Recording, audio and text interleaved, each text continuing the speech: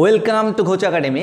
সকলকে স্বাগত জানাই। চলে এসেছে নতুন একটি ভিডিও নিয়ে। আজকের ভিডিওটিতে আমরা অর্গানিক কেমিস্ট্রির যে সিরিজ শুরু করেছিলাম সেটি কন্টিনিউ করব। আমরা ইতিমধ্যে জেনে এসেছি যে কোনো একটা ইন্টারমিডিয়েট বা অন্তর্বর্তী পদার্থের স্থায়িত্ব কিছু ইলেকট্রনিক ফ্যাক্টরের উপর নির্ভর করে, যার মধ্যে একটি ফ্যাক্টর হচ্ছে ইন্ডাকটিভ এফেক্ট। কি ইন্ডাকটিভ এফেক্ট, যেটা আমরা জেনে এসেছি। আজকে জানবো ইন্ডাকটিভ এফেক্টের থেকে একটু বেশি গুরুত্বপূর্ণ ফ্যাক্টর, যার নাম হচ্ছে হাইপার কনজুগেশন। কি বললাম? Hyper conjugation. চলো আর কিছু না বলে ডিরেক্ট আমরা হাইপার কনজুগেশন কি তার চুলচেরা বিশ্লেষণ করে ফেলি। দেখো, হাইপার কনজুগেশন মানে কি, প্রথমে আমরা জেনে নিই যে হাইপার কনজুগেশন মানে হচ্ছে সিগমা বন্ধনের স্থানান্তর। কি মাথায় রাখবো? সিগমা বন্ধনের স্থানান্তর। দেখো, তোমাদের প্রথম থেকে শুরু যেহেতু প্রথম থেকে করছো, তাহলে একটা একটা করে বলবো, তোমরা একটা একটা করে মাথায় রাখবে। ক্লাস শেষ হতে হতে পুরো পিকচার মাইন্ডে সেট হয়ে যাবে, এইটুকু কথা দিলাম। চলো দেখো, হাইপার কনজুগেশন মানে তাহলে মাথায় কি রাখবো? সিগমা বন্ধনের স্থানান্তর। স্যার সিগমা বন্ধন তো অনেক রকমের হয় স্যার, অনেক রকম বন্ধন হয় সিগমা বন্ধন। স্যার অনেক জায়গায় সিগমা বন্ধন হয়। এখানে দেখো, এটা সিগমা বন্ধন, এটা সিগমা বন্ধন, এটা সিগমা বন্ধন, এটা সিগমা বন্ধন। তার মানে কি অনেক প্রকারের সিগমা বন্ধন হয়। তাই লিখেছি দেখো, সিগমা বন্ধনের স্থানান্তর মানে হাইপার কনজুগেশন। ঠিক আছে, কিন্তু স্যার কোন সিগমা বন্ধন বা কার, কোন সিগমা বন্ধনের? ঠিক আছে, কোন সিগমা বন্ধনের? তাই লিখেছি কার, বুঝেছো? কোন সিগমা বন্ধনের? আলফা কার্বনের সিএইচ বন্ধনের। এই যে আলফা কার্বনের সিএইচ বন্ধনের যে সিগমা বন্ড, এই যে সিগমা বন্ড, এই সিগমা বন্ধনে কি হবে? স্থানান্তর হবে। কথা বোঝা গেল? তাহলে এই দুটো কম্বাইন করলে কি হবে? আলফা পজিশনে যে কার্বন থাকবে, সেই কার্বনের সঙ্গে হাইড্রোজেনের যে সিগমা বন্ড থাকে, সেই বন্ধনের স্থানান্তর ঘটবে। ক্লিয়ার? দুটো কম্বাইন করে বলে দিলাম। এরপরে স্যার আপনি তো বললেন স্থানান্তর ঘটবে, কোথা থেকে ঘটবে? বলছে যে আলফা কার্বনের সিএইচ বন্ধনে ঘটবে। তাহলে একটা বুঝলাম, যাবে কোথায়? যাবে কোথায়? তাই লিখেছি দেখো, কোথা থেকে কোথায়? আলফা কার্বন থেকে তার পার্শ্ববর্তী, আলফা কার্বন থেকে তার পার্শ্ববর্তী কার্বনের পি কক্ষকে। কোথায় বাবা? পার্শ্ববর্তী কার্বনের পি কক্ষকে। হ্যাঁ, অনেকের মনে হতে পারে যে দেখো, এখানে আলফা কার্বন থেকে তো বুঝলাম স্যার এই বন্ধনের স্থানান্তর হবে, পাশের কার্বনের পি কক্ষকে কেন যাবে? কারণ পি কক্ষকে চাহিদা থাকবে, নেওয়ার চাহিদা থাকলে তবেই যাবে, না হলে তো যাবে না। বুঝতে পেরেছো? আপাতত এইটুকু, আরও পড়ায় পুরো ক্লিয়ার হবে। দেখো, তাহলে আমরা কি জানলাম? হাইপার কনজুগেশন মানে হচ্ছে আলফা পজিশনে যে কার্বন থাকবে, সেই কার্বনের সঙ্গে সিএইচ বন্ড থাকবে, এই যে বন্ডটা সিগমা বন্ড, এই বন্ধনের স্থানান্তর হবে তার পার্শ্ববর্তী কার্বনের পি কক্ষকে। স্থানান্তর কেন হয়? কারণ পি কক্ষকে চাহিদা থাকে আর এর দেওয়ার চাহিদা থাকে। পি কক্ষকে নেওয়ার চাহিদা থাকবে আর এই বন্ধন দেওয়ার চাহিদা থাকবে। স্যার চাহিদা কেন থাকবে? ব্যাপারটা হচ্ছে সিস্টেমটাকে স্টেবিলাইজ করার জন্য, সিস্টেমটাকে সুস্থির করার জন্য। পুরো ক্লিয়ার? স্যার কিভাবে হয়? আপনি তো বললেন, মোটামুটি একটা মুখস্থ করার মতো করে দিলেন, তাহলে হচ্ছে কীভাবে? চলো একটু দেখি। দেখো বাবা, আমি ধরেছি এই একটা কার্বোক্যাটায়ন। কি একটা কার্বোক্যাটায়ন? কোনটা? CH3 CH2 মাথায় প্লাস। আমরা অর্গানিকের আগের ক্লাসগুলি দেখেছিলাম যে এই প্লাস মানে হচ্ছে এর যে পি অরবিটাল আছে সেটা কি আছে? পুরো ফাঁকা আছে, পুরো খালি আছে। বুঝতে পেরেছ? স্যার এখন পার্শ্ববর্তী এই যে সিএইচ বন্ড আছে, এই বন্ধনে কটা ইলেকট্রন আছে? একটা কার্বনের, একটা হাইড্রোজেনের, অর্থাৎ দুটো ইলেকট্রন আছে। বুঝেছো? আমি ডটের সাহায্যে দেখিয়েছি। হাইড্রোজেন কি করে? হাইড্রোজেন নিজের ইলেকট্রনটি এই ফাঁকা পি কক্ষকে ডোনেট করে এবং হাইড্রোজেন নিজে H+ আকারে এক্সিস্ট করে। তাহলে কি হলো দেখো, হাইড্রোজেন এই একটা ইলেকট্রনকে দিয়ে নিজে H+ আকার থেকে গেল। তাহলে এখন কি দাঁড়াচ্ছে যে এই কার্বনের পি কক্ষকে একটা অড ইলেকট্রন আছে এবং এই কার্বনের একটা অড ইলেকট্রন আছে। বুঝতে পেরেছ? এই অড ইলেকট্রন কি করে? আমি আগেও দেখিয়েছি, দুজন যখন সিঙ্গেল থাকে তখন তারা বন্ধনে আবদ্ধ হবেই। দুজন সিঙ্গেল থাকলে বন্ধনে আবদ্ধ হবেই, এটা ভিভিটি বলেছিল। আচ্ছা, তাহলে ভিভিটি কি বলেছিল? যে দুটো অড ইলেকট্রন থাকলে তারা কি করবে? তারা তোমার সমযোজী বন্ধন তৈরি করবে। তাহলে স্যার এ অড ইলেকট্রন এ একটা দেবে দিয়ে কি বন্ড তৈরি করবে? একটা পাই বন্ড তৈরি করবে। বুঝতে পেরেছো? তাহলে স্যার এটা কি টাইপের? ঠিক রেজোনেন্স টাইপের। আমরা যারা কেমিক্যাল বন্ডিং পড়েছি তারা জানি রেজোনেন্স মানে হচ্ছে পাই ইলেকট্রনের স্থানান্তর হচ্ছে। এখানে পাই ইলেকট্রনের স্থানান্তর হচ্ছে না, এখানে হচ্ছে সিগমা ইলেকট্রনের স্থানান্তর। কি হচ্ছে? সিগমা ইলেকট্রনের স্থানান্তর। তার মানে স্যার স্থানান্তর তো বটে, তার মানে লাইক রেজোনেন্স। এবার বলো তো, এই যে CR H, এর মাঝে কি কোনো বন্ধন এক্সিস্ট করছে? এর মধ্যে কোনো বন্ধন এক্সিস্ট করছে না। আবার এটা হচ্ছে রেজোনেন্সের মতো, তাই এর আরেক নাম হচ্ছে নো বন্ড রেজোনেন্স বা বন্ধনহীন রেজোনেন্স। কি বলা হয়? নো বন্ড রেজোনেন্স বা বন্ধনহীন রেজোনেন্স। বুঝতে পেরেছ? স্যার আমাদের যাদের এই যে রেজোনেন্স সম্বন্ধে একটু ধারণা আছে, যে রেজোনেন্সের যতগুলো রেজোনেটিং স্ট্রাকচার এই যে যেটা পেলাম এটাকে ওরা কি বলে? Resonating structure. ঠিক আছে।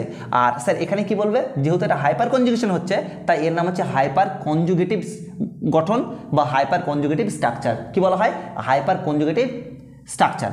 এখন স্যার রেজোনেন্সের কনসেপ্ট যাদের জানা আছে তারা জানে যে রেজোনেন্সের যতগুলি রেজোনেটিং স্ট্রাকচার হবে তার স্থায়িত্ব তত বেশি। অর্থাৎ কি? রেজোনেটিং স্ট্রাকচার বেশি তাহলে সেই কম্পাউন্ডের স্থায়িত্ব বেশি। স্যার এক্ষেত্রে সেম, যত বেশি ইলেকট্রন ডিলোকালাইজড হবে, দেখো ইলেকট্রন ডিলোকালাইজড হচ্ছে এখান থেকে এখানে যাচ্ছে, তাহলে স্যার যত বেশি ডিলোকালাইজড হবে তত তার স্থায়িত্ব বাড়বে। তার মানে এটা বলতে চাইছি যে যতগুলি হাইপার কনজুগেটিভ গঠন হবে, যত সংখ্যক বেশি হবে, যত বেশি হবে তত তোমার হচ্ছে কি হবে? সেই কম্পাউন্ডের স্থায়িত্ব তত বেড়ে যাবে। ঠিক আছে, আমরা সংক্ষেপে লিখে রেখেছি দেখো যে হাইপার কনজুগেটিভ গঠন বেড়ে যাওয়া মানে তার স্থায়িত্ব বেড়ে যাওয়া। হাইপার কনজুগেটিভ গঠন কাকে বলা হয়? এই যেটা তৈরি করছে এটাকে বলা হয় হাইপার কনজুগেটিভ গঠন। কি বলা হয়? হাইপার কনজুগেটিভ গঠন। ভালো করে বোঝে নাও তাহলে। এই সেন্টারটা কি বলে? আমরা বলি সক্রিয় কেন্দ্র বা অ্যাক্টিভ সেন্টার। মনে করে দেখো আমরা আগে পড়িয়েছি, যদি না জানো ওখানে যে কার্বনের প্রকারভেদ ও হাইড্রোজেনের প্রকারভেদ ওখানে আমরা দেখিয়েছি সক্রিয় কেন্দ্র কি। ঠিক আছে, এই সক্রিয় কেন্দ্র এর সাপেক্ষে এই কার্বনটা কি বলা হয়? আলফা কার্বন, এটাকে বলা হয় বিটা কার্বন। তাহলে এখানে কি আছে? আলফা কার্বনের সিএইচ বন্ড। সেখান থেকে কি হলো? সেখান থেকে ইলেকট্রন কোথায় স্থানান্তরিত হলো? এখানে। কোথায়? এই কার্বনের পি কক্ষকে দেখো, এই কার্বনের পি কক্ষকে। আমরা কি বলেছিলাম? আলফা কার্বনের সিএইচ বন্ধনের সিগমা বন্ধনের স্থানান্তর ঘটবে কোথায়? তার পার্শ্ববর্তী পি কক্ষকে। দেখো তাই ঘটেছে। এবার এই যেহেতু এই দুজনের মধ্যে বন্ধন এক্সিস্ট করছে না তাই কে বলা হয় নো বন্ড রেজোনেন্স বা বন্ধনহীন রেজোনেন্স। আর একটা কথা হচ্ছে যে দেখো এখানে সিগমা বন্ধন ছিল। কি বন্ধন ছিল? এটা সিগমা বন্ধন ছিল। তৈরি হলো কি ভাই? পাই বন্ধন। তাই আমরা এটাকে বলি সিগমা পাই রেজোনেন্স। কি বলি? সিগমা পাই রেজোনেন্স। বুঝতে পেরেছ? আর আমরা এটাও জানি যে ইলেকট্রনের যত বেশি ডিলোকালাইজেশন হয়, অর্থাৎ ইলেকট্রন যত বেশি জায়গা ঘুরবে তত সেই সিস্টেমের স্টেবিলিটি বাড়বে। স্যার এখানে জায়গা ঘুরো বলতে এখানে ঘুরছে, দেখো তার মানে কি? এই স্ট্রাকচার যত বেশি হবে তত ডিলোকালাইজড বেশি হবে। তার মানে হচ্ছে স্যার তত এই কম্পাউন্ডের স্থায়িত্ব বাড়বে, কার্বোকেটানের স্থায়িত্ব বাড়বে। বুঝতে পেরেছ? অর্থাৎ হাইপার কনজুগেটিভ গঠন যত বাড়বে তত স্থায়িত্ব বাড়বে। স্যার হাইপার কনজুগেটিভ গঠন কতগুলি হবে? দেখো আলফা কার্বনের সিএইচ বন্ধনে স্থানান্তর হবে। তার মানে স্যার আলফা কার্বনের সঙ্গে যতগুলি হাইড্রোজেন থাকবে ততগুলি সিএইচ বন্ধন থাকবে। এখানে দুটো হাইড্রোজেন আছে, তত দুটো সিএইচ বন্ধন আছে, অর্থাৎ দুটো হাইপার কনজুগেটিভ গঠন বা হাইপার কনজুগেটিভ স্ট্রাকচার পাবো। বুঝতে পেরেছ? ক্লিয়ার পুরো? আচ্ছা, এবার এই যে প্রক্রিয়াটা হাইপার কনজুগেশন মানে হচ্ছে সিগমা বন্ধনের স্থানান্তর আলফা কার্বনের সিএইচ বন্ধন থেকে তার পার্শ্ববর্তী পি কক্ষকে। কেন যাবে? একজনের দেওয়ার প্রবণতা থাকবে, একজনের নেওয়ার প্রবণতা থাকবে। স্যার কেন দেবে, কেন নেবে? কারণ দুইজনে নিয়ে একজন দেবে একজন নেবে, এই দেওয়া নেওয়ার মাধ্যমে তার সিস্টেমটাকে স্টেবিলাইজ বা স্থায়িত্ব প্রদান করবে। ক্লিয়ার পুরো? আচ্ছা, এখন কথা হচ্ছে স্যার তাহলে কোন সিস্টেম, এই যে বারবার আপনি বলছেন সিস্টেমটা স্টেবিলাইজড হবে, তাহলে স্যার কোন সিস্টেমের ক্ষেত্রে এই কনসেপ্টটা কার্যকরী হবে? কোন সিস্টেমের ক্ষেত্রে? 1 নম্বর হচ্ছে কার্বোক্যাটায়ন, 2 নম্বর হচ্ছে মুক্তমূলক, আর 3 নম্বর হচ্ছে অ্যালকিন। কার্বোক্যাটায়ন 1, 2 মুক্তমূলক, 3 হচ্ছে অ্যালকিন। এছাড়া অন্যান্য ক্ষেত্রে প্রযোজ্য হবে না, বিশেষ করে কার্বনের ক্ষেত্রে প্রযোজ্য হবে না। কারণ এই কার্বনের মাথায় কি থাকবে? ওখানে মাইনাস নেগেটিভ থাকবে, নেগেটিভ চার্জ থাকবে। মানে কি? সে চার্জ অতিরিক্ত নিয়ে আছে, সে চাইবে না যে এই বন্ধন গিয়ে আবার আমাকে দেখ, তাহলে আরও তার চার্জ বেড়ে যাবে, সেটা চাইবে না। তাই কার্বন আয়নের ক্ষেত্রে হাইপার কনজুগেশন এই যে কনসেপ্টটা এটা প্রযোজ্য হয় না। আমরা এই যে আলোচনা করলাম এই আলোচনার ভিত্তিতে একটা কোশ্চেন করে নিই। চলো দেখো এখানে কিছু সিস্টেমের উদাহরণ দেওয়া আছে, প্রশ্ন করা আছে যে কোন সিস্টেমের ক্ষেত্রে হাইপার কনজুগেশন প্রযোজ্য। তাহলে কোন ক্ষেত্রে প্রযোজ্য হয়? আমরা ইতিমধ্যে জেনে গিয়েছি যে কার্বোক্যাটায়নের ক্ষেত্রে প্রযোজ্য হয়, মুক্তমূলকের ক্ষেত্রে প্রযোজ্য হয়, আর অ্যালকিনের ক্ষেত্রে প্রযোজ্য হয়। কোনটা? হাইপার কনজুগেশন এই যে প্রভাবটা এই 3টে সিস্টেমের ক্ষেত্রে প্রযোজ্য হয়।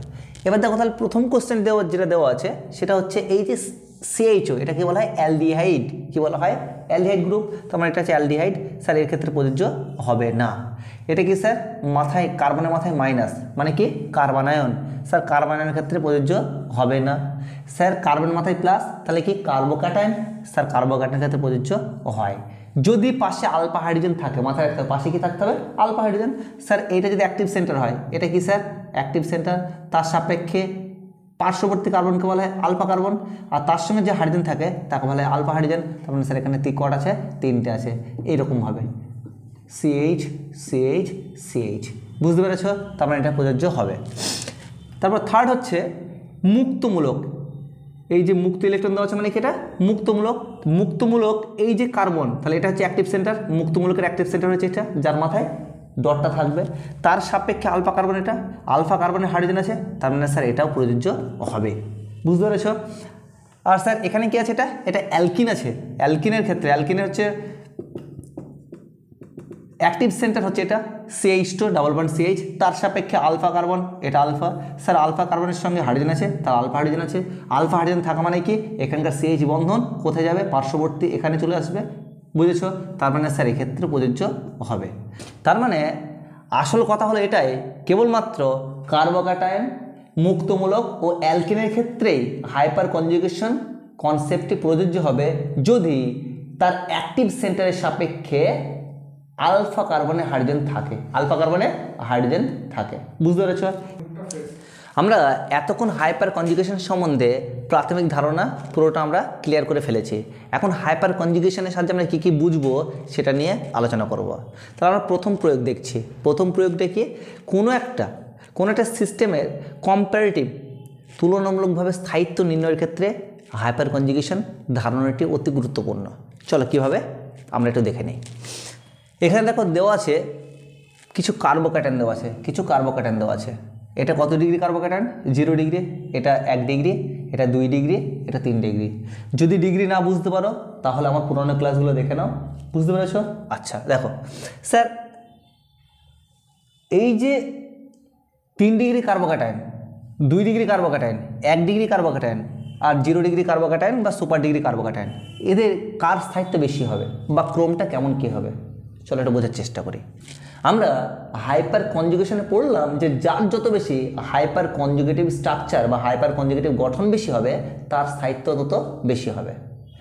তাহলে স্যার বলতে চাইলাম এটাই যে অ্যাক্টিভ সেন্টারের রেসপেক্টে আলফা হাইড্রোজেন কতগুলি আছে, আলফা কার্বনে আলফা হাইড্রোজেন কতগুলি আছে, যার আলফা কার্বনে আলফা হাইড্রোজেনের সংখ্যা বেশি, যার আলফা কার্বনে আলফা হাইড্রোজেনের সংখ্যা বেশি তার হাইপার কনজুগেটিভ গঠনের সংখ্যা বেশি, তাহলে স্যার তার স্থায়িত্ব বেশি হবে।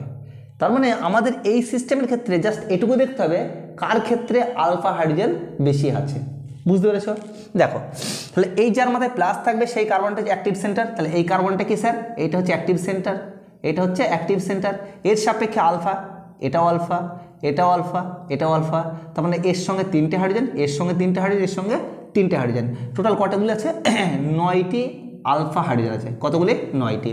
এর সাপেক্ষে কী হবে স্যার এই যে মাথায় প্লাস আছে এই কার্বনের তার সাপেক্ষে এটা আলফা, এটাও আলফা, তার মানে স্যার এটাই কটা হাইড্রোজেন 3টে, এটাই কটা হাইড্রোজেন 3টে, তাহলে কটা আছে টোটাল 6টি আলফা হাইড্রোজেন, 6টি আলফা হাইড্রোজেন, বুঝতে পেরেছ? 6টি আলফা হাইড্রোজেন। স্যার এর ক্ষেত্রে কয়টি হবে, মাথায় প্লাস আছে মানে এটা অ্যাক্টিভ সেন্টার, এর রেসপেক্টে এই যে কার্বন, এই কার্বনে কটা আলফা হাইড্রোজেন আছে 1টা 2টো 3টা, আলফা কার্বনে যতগুলি হাইড্রোজেন থাকে তাকে বলা হয় আলফা হাইড্রোজেন, ঠিক আছে? তার মানে স্যার এই আলফা কার্বনে 1টা 2টো 3টে হাইড্রোজেন আছে অর্থাৎ 3টি আলফা হাইড্রোজেন আছে, বুঝতে পেরেছ? এই যে কার্বনে কোনো আলফা হাইড্রোজেন নেই। এবার আমরা জেনে গেলাম যে আলফা হাইড্রোজেনের সংখ্যা বেশি মানে তার হাইপার কনজুগেটিভ গঠন তত বেশি, তার মানে এর ক্ষেত্রে 9টি হাইপার কনজুগেটিভ গঠন পাবো, এর ক্ষেত্রে 6টি হাইপার কনজুগেটিভ গঠন পাবো, এর ক্ষেত্রে 3টে হাইপার কনজুগেটিভ গঠন পাবো, এর ক্ষেত্রে এই একটা থাকবে আর কোনো পাবো না, বুঝতে পেরেছ? তার মানে স্যার স্থায়িত্ব কার বেশি হবে, সেক্ষেত্রে স্থায়িত্ব বেশি হবে 3 ডিগ্রি কার্বোক্যাটায়ন, তারপর 2 ডিগ্রি কার্বোক্যাটায়ন, তারপর 1 ডিগ্রি কার্বোক্যাটায়ন, তারপর হচ্ছে 0 ডিগ্রি কার্বোক্যাটায়ন, যেটা আমরা ইন্ডাকটিভ এফেক্টেও জেনেছিলাম, বুঝতে পেরেছ? তার মানে বোথ ইন্ডাকটিভ এফেক্ট এবং হাইপার কনজুগেশন দুজনই বলছে যে 3 ডিগ্রি কার্বোক্যাটায়ন বেশি স্থায়ী, তারপর 2 ডিগ্রি, তারপর 1 ডিগ্রি, তারপর 0 ডিগ্রি, বুঝতে পেরেছ? এবার আমরা দেখো এই যে মুক্তমূলক, এটা কত ডিগ্রি মুক্তমূলক এটা হচ্ছে 3 ডিগ্রি মুক্তমূলক, এটা 2 ডিগ্রি মুক্তমূলক, এটা 1 ডিগ্রি মুক্তমূলক, এটা হচ্ছে 0 ডিগ্রি মুক্তমূলক। আমরা CH3 কি প্রভাব জানি? প্লাস আই না minus I? Plus I. Alkyl group যারা আছে methyl, ethyl, propyl, butyl, pentyl, hexyl, এদের সবার কি আছে? প্লাস আই প্রভাব আছে। স্যার প্লাস আই কী করে? প্লাস আই ইলেকট্রন পুশ করে, ইলেকট্রন কী করে? পুশ করে। তাহলে এখানে দুটো আছে, দুজন ইলেকট্রন এখানে আরও বাড়িয়ে দেবে। 3 জন আছে, 3 জন ইলেকট্রন আরও এখানে বাড়িয়ে দেবে। এখানে 1 জন আছে, 1 জন ইলেকট্রন আরও বাড়িয়ে দেবে। এখানে কেউ বাড়ানো নেই। স্যার ইলেকট্রন তো এর বেশি আছে অলরেডি, আবার ইলেকট্রন যদি বাড়িয়ে দেয় তাহলে তার কী হবে? তার স্থায়িত্ব কমে যাবে। তার মানে অ্যাকর্ডিং টু ইন্ডাকটিভ এফেক্ট অনুসারে 0 ডিগ্রি সব থেকে স্থায়িত্ব বেশি, তারপরে 1 ডিগ্রি, তারপর 2 ডিগ্রি, তারপরে 3 ডিগ্রি। কিন্তু স্যার বাস্তবে তা হয় না। কোনটা প্রযোজ্য হয়? হাইপার কনজুগেশন প্রযোজ্য হয়। কোনটা প্রযোজ্য হয়? হাইপার কনজুগেশন প্রযোজ্য হয়। আর হাইপার কনজুগেশন প্রযোজ্য হয়। আর হাইপার কনজুগেশন মানেই number of alpha hydrogen. Sir তাহলে এই যার মাথায় ডট আছে সেটা কি? অ্যাক্টিভ সেন্টার, তার রেসপেক্টে 3, 3 6, 3 9, 9টি আলফা হাইড্রোজেন। স্যার এটা কটা হচ্ছে? 6টি আলফা হাইড্রোজেন। এটা কটা স্যার? 3টি আলফা হাইড্রোজেন। এটা কটা স্যার? এটা একটাও নেই। যার আলফা হাইড্রোজেনের সংখ্যা বেশি তার কি হবে স্যার? হাইপার কনজুগেটিভ গঠন ততটাই বেশি হবে, কারণ আমরা জানি number of alpha hydrogen equals to number of hyper conjugative গঠন। তার মানে স্যার 3 ডিগ্রি মুক্তমূলকের স্থায়িত্ব বেশি, তারপর 2 ডিগ্রি, তারপর 1 ডিগ্রি, তারপরে 0 ডিগ্রি। স্যার তাহলে আমাদের যদি দেয় আমরা কোনটা বিবেচনা করব? হাইপার কনজুগেশন নাকি sir inductive effect?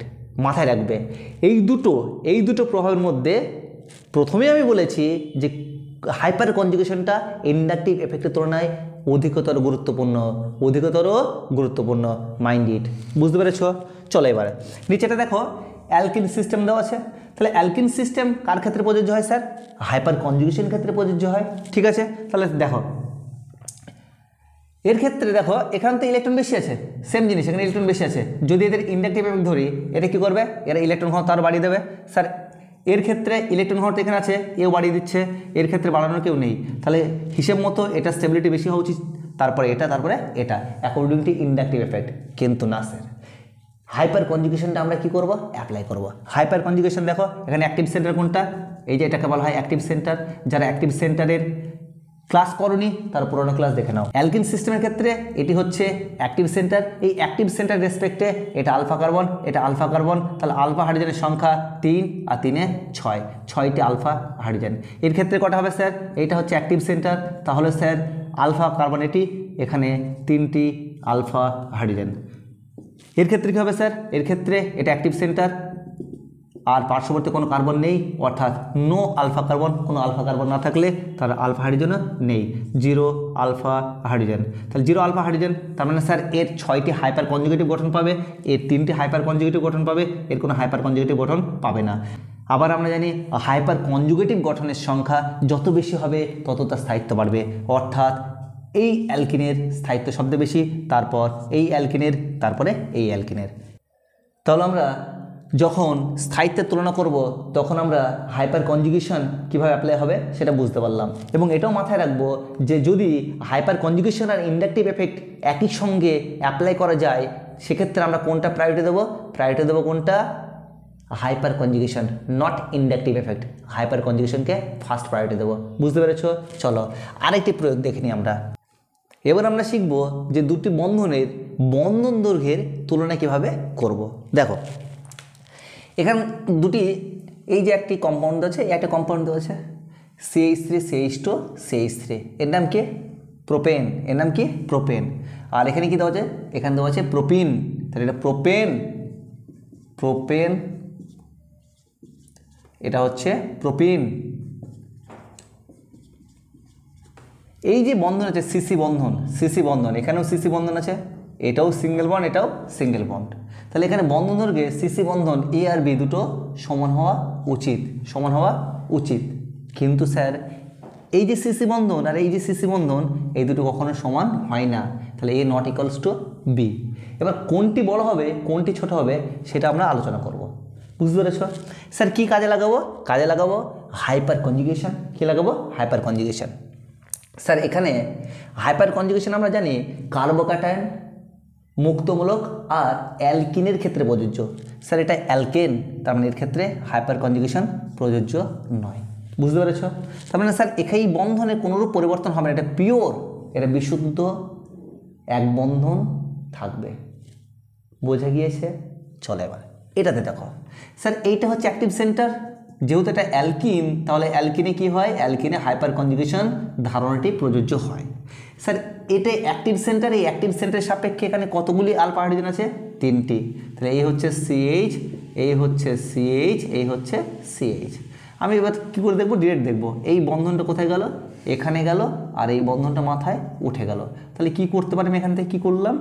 CH H, এখানে এইচ প্লাস হলো, double bond CH, single bond CH2 মাথায় মাইনাস, মাথায় মাইনাস। বুঝতে পেরেছো? স্যার এই বন্ড উঠলো কেন? এটা pi bond, pi bond weekly bonded bond. তাহলে উইকলি বন্ডেড বন্ড যদি হয় তাহলে তার ডিলোকালাইজেশন হয়, সেটা রেজোনেন্সে গিয়ে আরও আমরা পুরো ক্লিয়ারলি আলোচনা করব, পুরো ক্লিয়ারলি আলোচনা করব। ঠিক আছে, এখন দেখো তাহলে স্যার এই যে বন্ধনটা আগে সিঙ্গেল বন্ড ছিল, কি ছিল? সিঙ্গেল বন্ড, এখন হয়েছে ডাবল বন্ড ক্যারেক্টার। তার মানে এই বন্ধনটা পুরোপুরি সিঙ্গেল বন্ড নয় আর পুরোপুরি ডাবল বন্ড নয়। এটা বুঝতে পেরেছো? এবার আমরা জানি যে যদি পিওর সিঙ্গেল বন্ড হয়, এবার আমরা জানি যে যদি পিওর সিঙ্গেল বন্ড হয় তার বন্ধন দৈর্ঘ্য কী হবে? বেশি হবে। আর যদি কেউ ডাবল বন্ড ক্যারেক্টার পায়, ডাবল বন্ড ক্যারেক্টার পায়, তাহলে তার বন্ধন দৈর্ঘ্য কমবে। আচ্ছা, যদি কেউ বাস্তব উদাহরণ কীরকম? তুমি একটা কাজ করো, একটা আঙুল দিয়ে টেনে ধরো, যতটা টাইট হবে দুটো আঙুল এক জায়গায় করে টানো, দেখো টাইট বেশি হবে। তার মানে স্যার বন্ধনের সংখ্যা যত বেশি হবে তত দুজনকে টাইটলি টেনে ধরে রাখবে। তার টাইটলি টেনে ধরে রাখবে মানে কি? কাছাকাছি চলে আসবে, কাছাকাছি চলে আসলে বন্ধন দৈর্ঘ্য কমে যাবে। তার মানে স্যার এই যে বন্ধনটা অর্থাৎ বিটা কি হবে? বিটা বন্ধন দৈর্ঘ্য কম হবে আর এটা বেশি হবে। তাহলে বি লেস দেন এ বা এ গ্রেটার দেন বি। বুঝতে পারছো? তাহলে এই বন্ধন দৈর্ঘ্যের তুলনা করার ক্ষেত্রেও হাইপার কনজুগেশন কনসেপ্টটি ভীষণই গুরুত্বপূর্ণ। আশা করি পুরো ক্লাসটা খুব সুন্দরভাবে বুঝতে পেরেছো। তোমরা যারা নতুন এই ক্লাসটি দেখছো সবাই একটু সাবস্ক্রাইব করে দিও আর তোমার বন্ধুদেরকে শেয়ার করে দিও যদি ক্লাসটি ভালো লাগে। সকলে ভালো থেকো।